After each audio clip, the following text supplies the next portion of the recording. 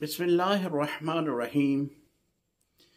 آج میں کسی پوچھے گئے سوال کا جواب نہیں دے رہا، بلکہ آج میرا دل جو ہے وہ صدمے سے بھرا پڑا ہے۔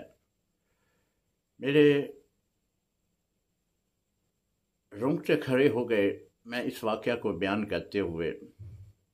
پریشان ہوں کہ شیخو پورہ کے نواحی گاؤں میں ایک نوجوان کو، ایک عاشق رسول کو قادیانیوں نے صرف اس بنا پہ گولیاں مار کر شہید کر دیا کہ وہ تاجدار ختم نبوت زندہ باد کے نعرے لگا رہا تھا۔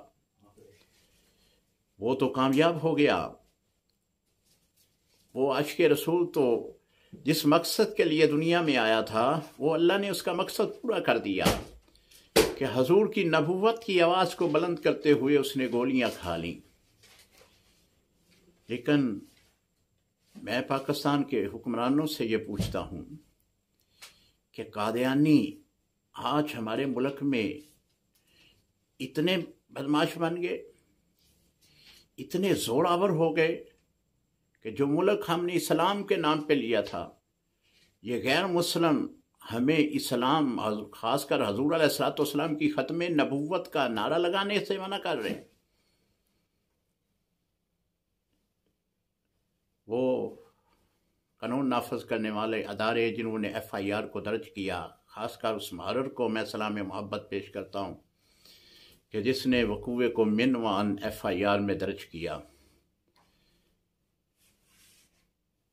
اللہ کریم سے دعا ہے کہ اللہ اس شہید کو جنت الفردوس میں اعلیٰ مقام عطا فرمائے، اور اس شہید کے رفقاء لواحقین کو صبر جمیل عطا فرمائے۔ السلام علیکم ورحمۃ اللہ وبرکاتہ۔